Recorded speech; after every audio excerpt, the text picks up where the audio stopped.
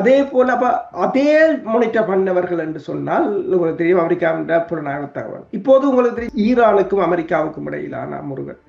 அதில் அமெரிக்கா தாக்குதலை மேற்கொள்ள முடியாமல் நிற்பதற்கு காரணமே சீனாவின்றையும் ரஷ்யாவின்றையும் புலனாய்வுத்துறை.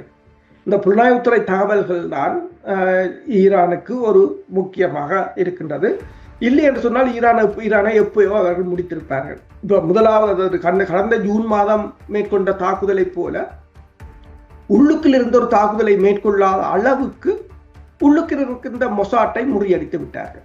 அந்த மொசாட்டை முறியடிப்பதற்கு அவர்கள் ஏன் அதை சீனா செய்கிறது என்று கேட்டபோது அவர்கள் கூறியது என்று சொன்னால், ஈரானில் அதை நாங்கள் செய்தோம் என்று சொன்னால் அவர்கள் இனி வெவ்வேறு இன்னும் தங்கட நாடுகளுக்கு கூட ஊடுருவ முடியாத ஒரு சூழ்நிலையை உருவாக்கலாம் என்றதான் அவர்களுடைய கருத்து. அதே போல இலங்கைக்கு இப்போது இராணுவத்தினர் நீங்கள் கூறியது போல முரண்கள் இருந்தாலும் உண்மைதான்.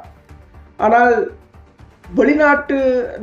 வெளிநாடுகளின் உதவிகளுடன் இலங்கை ஏதோ ஒரு வகையில் தப்பி பிழைக்கலாம் என்ற ஒரு நிலை இருக்கின்றது. உதாரணமாக நீங்கள் பார்த்தீங்கன்னு சொன்னால் 2011ஆம் ஆண்டு சரத் பொன்சேகா ஒரு இராணுவ புரட்சி மூலம் இலங்கையை கைப்பற்றுவதுதான் திட்டம். அந்த திட்டத்துக்கு பின்னுக்கு இருந்தது அமெரிக்கா. ஏன்னா அவர் ஒரு கிரீன் கார்டு ஹோல்டர்.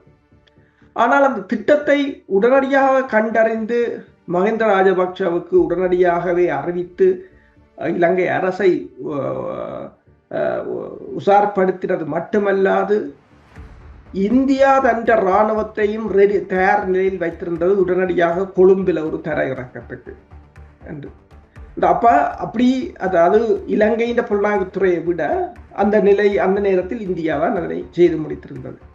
அதே போலதான் இப்போது இலங்கை அரசு அமெரிக்காவுடனான இந்த பாதுகாப்பு உடன்பாடுகள் இதுகளை மேற்கொள்வதும் இந்தியா சீனாவுடனான உறவுகளை நல்ல நிலையில் வைத்திருப்பதற்கு உரிய காரணம் உள்ளுக்குள்ள இருக்கிற அதாவது உள்ளக அரசியலை ஒரு உறுதித்தன்மைக்கு கொண்டு வரும் வரையிலும் இலங்கை ஏனைய நாடுகளை அனுசரித்து போக வேண்டிய அல்லது அவ்வாறு போறது போல நடிக்க வேண்டிய ஒரு காலத்தில் தான் இருக்கின்றது.